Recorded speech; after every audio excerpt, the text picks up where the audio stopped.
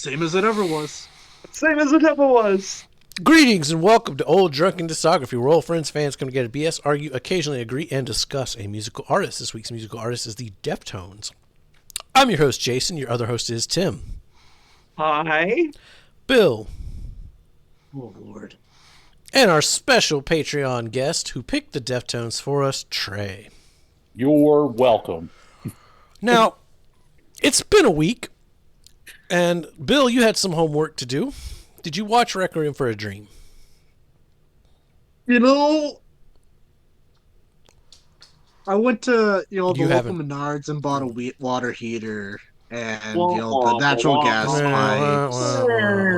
And, I didn't put it in. I just kind of sat there and stared at it. If he would have watched Requiem for a Dream, we would have known as soon as he got on here. Oh, yeah. You are a changed I person believe- after you've seen that movie. You would have said ass to ass. All right. No, that's cleared up. Koi, no. Yokan. Yeah, I once knew what the fuck that meant. Shit, I was going to ask that. Oh, I'll figure it. I didn't do Is it that. Okay. Koi like the fish? It translates to premonition of love. Oh, my fucking God. If you want to say it's love of fish, fucking go for it. Fucking love a fish, man. So, these next three albums are legitimately difficult for me to talk about without ruining my rankings. So, fuck it. Well, I could go first because my ranking will still be up in the air after my quick Okay. notes here. And I don't have much here because so we're gonna start off with Swerve City, which I might say is the best opener in the discography. Song kind of slams. I like it. And then Romantic Dreams comes on, and it's okay, but we're still very much sounding like the Deftones. And then by the time you get to like Entombed, the album kind of loses me. I thought Graphic Nature brought it up a little bit. But then really after that, I didn't hear anything other than Rosemary that was interesting at all. The last song on the album had some moments, but overall, I feel like the Deftones have really gotten to a point in their career where they're doing what they want to do and everything sounds really good. And they're playing the songs really well. But the energy seems to be gone. There seems to really not be a real concerned effort to differentiate the songs. And I've had that issue since their first album. So there's not a whole lot here that's different for me. I will say, though, that like at this point in the discography, the guitar tone no longer bothers me, but the parts still do. But otherwise, I think you just get a quality sounding Deftones album here. And I will also say that I think that, like at this point, we've had a number of ingredients in the blender. I've talked about Billy Corgan, and we've mentioned Tool a couple times. And I think at this point, you also have to add something like an Incubus, where it's almost bordering on radio-friendly rock, but it's just sad boy enough that it's not going to actually get played. They are more radio friendly at this point, which is evidence in that they're now doing 4 singles per album instead of 2. Sure. Well, and that's also part of it where singles don't necessarily even have to go to radio anymore at this point. They could just be a YouTube thing or an internet thing. Yeah. But yeah, they are trying to push these albums. Yeah. And it really kind of started with the last album, I want to say. I don't know about that. I think it started about album number 2. I'd go 3. Yeah, the self-title was no White Pony was three. Never mind. Yeah, It's yeah. No, weird. I'd agree with three. Yeah, It's weird because White Pony, the third one, that's them deliberately trying to avoid doing what everyone else is doing. but it No, I think sounds. that's them avoiding because you got to remember, and when White Pony came out, that's like you're like in the heart of all that new metal shit. Yeah, it sounds different from that, but now Oh that's yeah, what Now radio it's is now. It's that yeah. mid-tempo, droning, boring rock. that's yeah. We'll talk about it. And I know this is a fan favorite. I mean, I just don't get it. This band is not for me. Like I tried Swerve City. This band has fallen so far from what I loved about the early albums. This is pop rock with a little hint of trying to be hard. Romantic Dreams, it's the vocal delivery. It's still the same delivery from every other album before, except Chino isn't whispering or screaming as much. It's just the same melody. It's just flat. Leathers, this is 2012. This is post MCR Mallcore Emo. This is post Nickelback. This may be the worst Deftones song I've heard yet. Poltergeist, not a fan of the echoing reverb vocals. The guitar sounds good though. Overall, the production's really flat. So I looked up who produced it. It's the same guy who did the Foo Fighters In Your Honor. That kind of checks out. Oh, that was Um, that Nick Raznulis, whatever his last name is. I love the songs on In Your Honor, but the production is really flat, and it's kind of the same here, except I don't like the songs. Entombed, I swear I've heard the Well, same and that's an song. interesting choice for the Deftones to make too, because uh, old Nick R there was kind of the hot producer of the moment at the time. Well, I mean, So they're clearly trying to bring their sound into a modern whatever, they've been doing and it that just the whole time though with their producers, and they're going to continue. They get some other interesting true. producers coming up. That's Um, true. Entombed, I swear I've heard it before. It took a few days to let the fatigue wear off, and by track 5, I've hit every single trope this band has done on every previous album except actually rock, like Adrenaline had. Graphic Nature, I did like the drums. They were really good. The guitar tone was decent. So far, this is the only song on the album that stood out a little. Tempest, I urge you to look up the guitar tab for this song. It did not need to be over 6 minutes long. Gauze, the intro started out good, but that was it. It was slow and sludgy for a bit. It sounded a little Alice in Chains, but the vocals just droned on. Rosemary, this is exactly like Tempest. Same sound, same structure. Did not need to be over 6 minutes. Goon Squad took a minute and 15 seconds to do something, but when it did, here's the energy, at least the verses. The chorus was that same droning mid-tempo thing they have been doing album after album and the entirety of this album. What happened to you? It's albums like this why people say rock is dead. Rock died back in the 90s. I At don't least get the commercial appeal. rock did. This is not for me. I don't get it.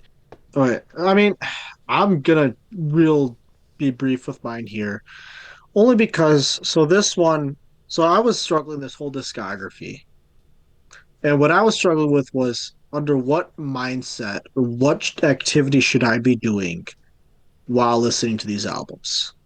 Like this one, for this I'll album, I was listening to this one while I was just trying to go for a drive.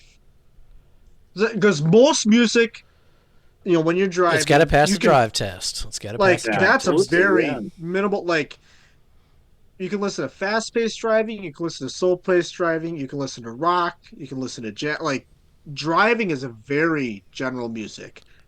And so this album, I was driving on a longer, like hour and a half drive while listening to the one time. And, Swerve City, I mean, I don't know if it's the best opener, like Tim said, but I would say it probably is one of their better openers, all things considered. Oh, they have But then worse. afterwards, I mean, I was listening to this. I was hearing some Alice in Chains, like Jason mentioned. I was hearing like some Creed influence, And I was also hearing some Queens of the Stone Age on the back half of this album, like Yeah. that sort of like desert rock kind of feel. I mean, whether it's another band from either way, I guess my issue was, especially when I got to it, and Goon Squad for me is the epitome of it took the stuff that I didn't like from those three bands and put them all together. Okay. And like for me, Goon Squad was maybe the worst song for the discography to this point. Which I think that was a single, if I'm not mistaken. Hold on. It may not have been, but I want to say that one was. No, I mean, no. no, it was Swerve City, Romantic Dreams, Leathers, and Tempest. Okay, I can live with those, I guess. So, no, my issue was when I got to what happened to you. So, for a little listening musical break, I listened to My Chemical Romance's Bullets album, which also I felt like influenced the back half of this album as well, some, whether directly or indirectly, but like just some of the sounds and elements coming through. And What? one was Sunset Over Monroeville. And I'm thinking about it because I listened to that one. And then I listened to What Happened to You. I'm like, holy shit. It's Monroeville, but so much worse. Sunset does have like kind of an acoustic desert rock feel to it. Yeah. But, Like, but it works really well in yeah, that context. Then when I got to What Happened to You, as I'm sitting there, it's like, can this song fucking end? Was generally where I was at with that point. Um, you know, because this is like the fan favorite album, if I'm not I mistaken. I know. I don't get it. Which like here's the thing, and usually I'm more attuned than like Tim or Jason would be to like the singles to the like what the popular is in the popularity standpoint. And this one I'll be honest, I struggled with. I mean it felt at times I could see what they were like trying to do, what they were trying to accomplish.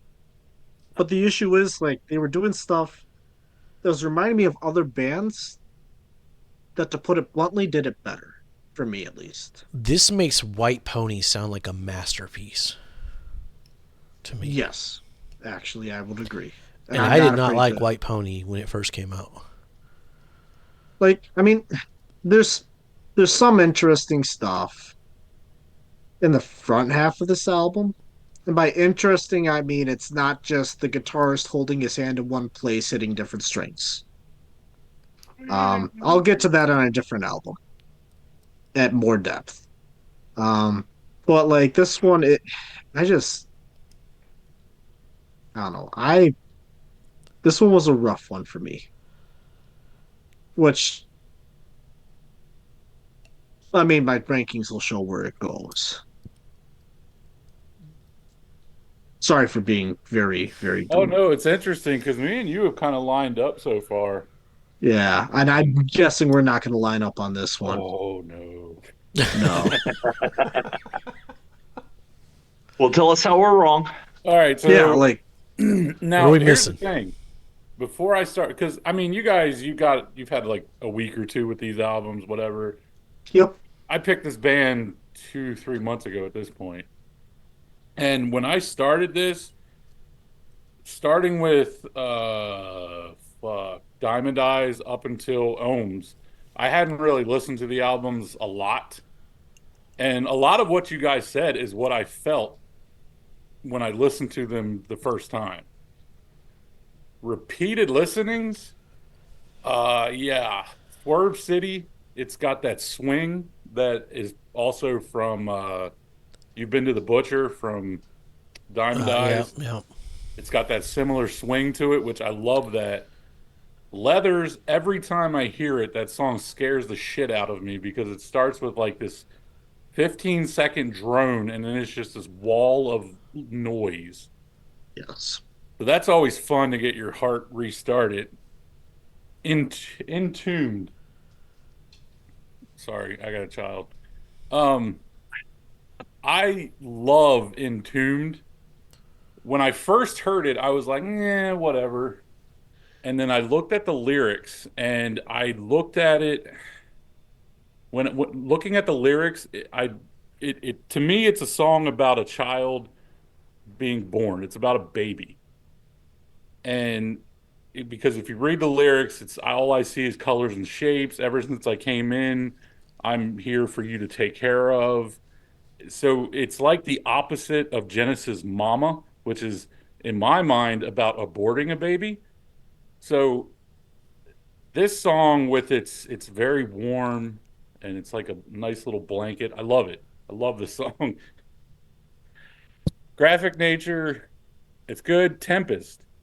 I love Tempest. I when I listen to it, I get flashbacks of Edgar Allan Poe's Maelstrom, whatever the fuck that story's called. Can't think of it at the What? moment. Which one? Um,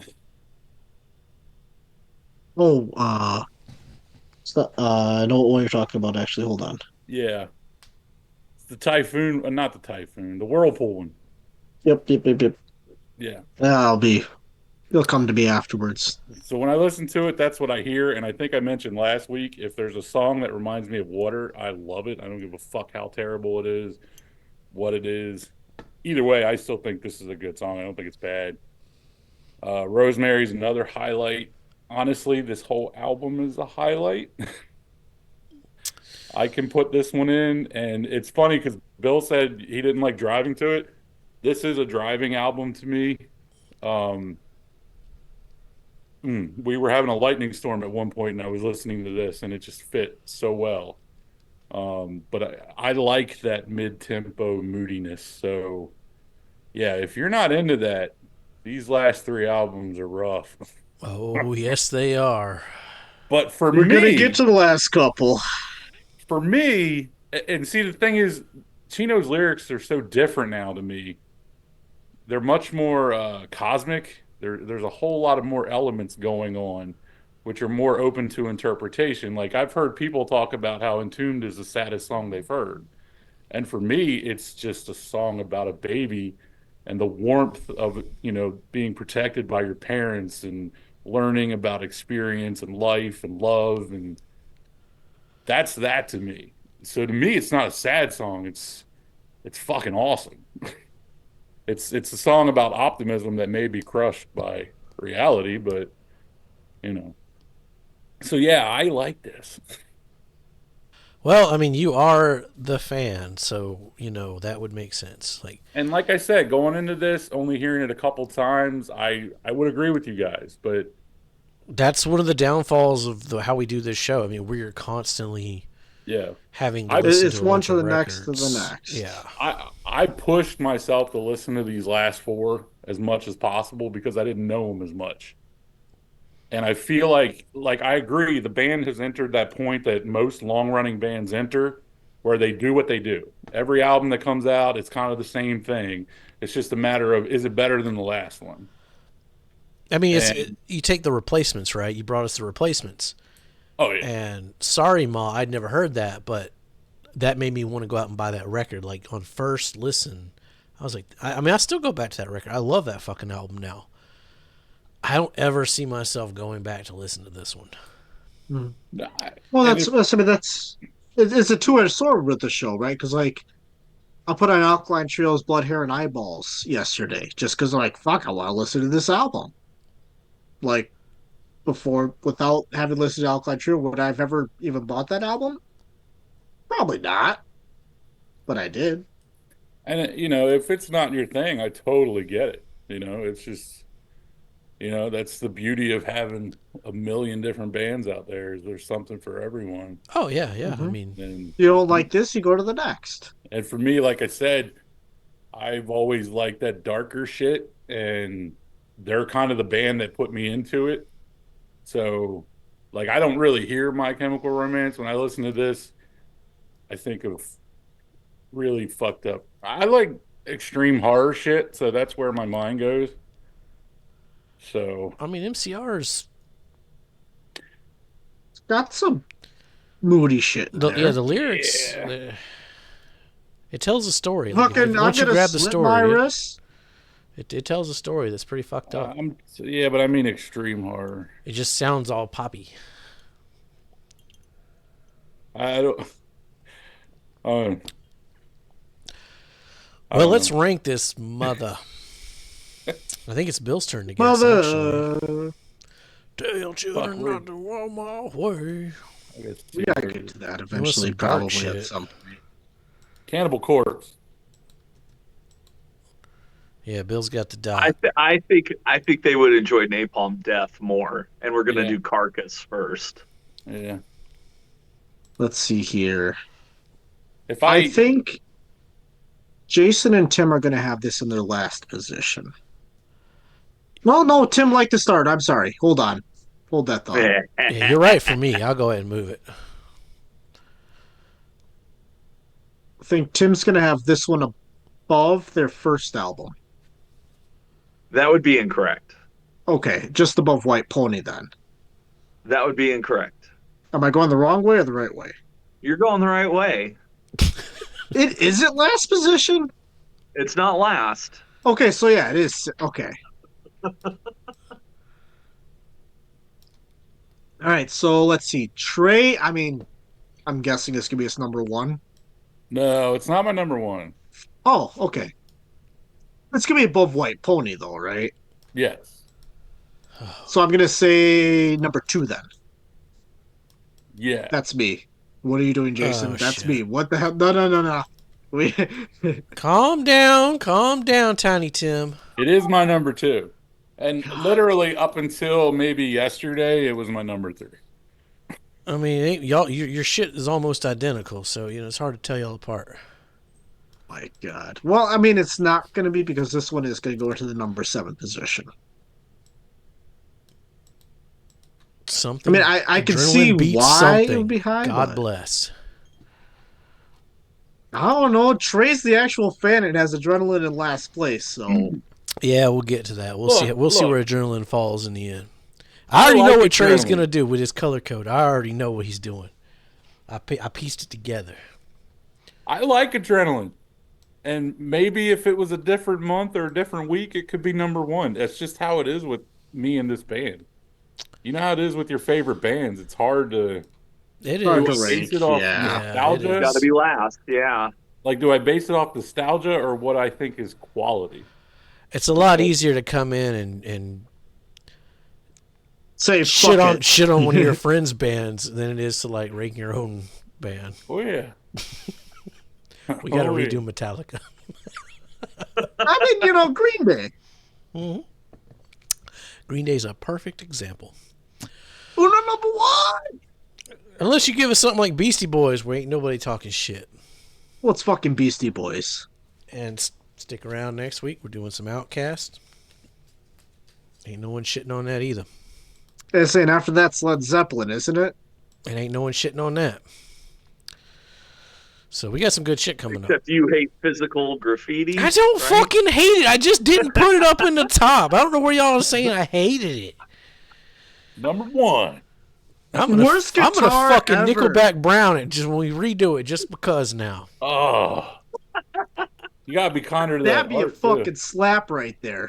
I feel like that's a slap by proxy. No. You might get a slap if you don't fucking pull a For mulligan. what? For what? You'll see. All right, stick around. Gore is next, I think. Yeah. Gore's next. We are a playlist link channel.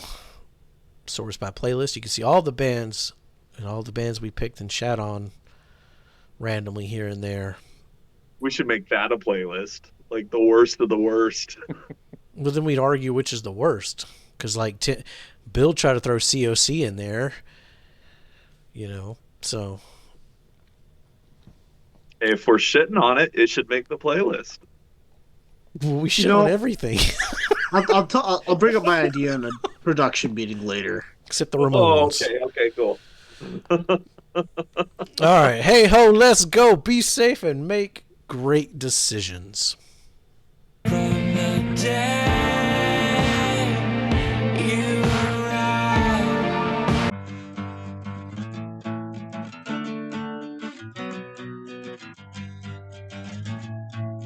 And then you go a little woo, and then a little whoop, whoop, whoop, whoop, whoop, and then it's all, and then you're ready to go again.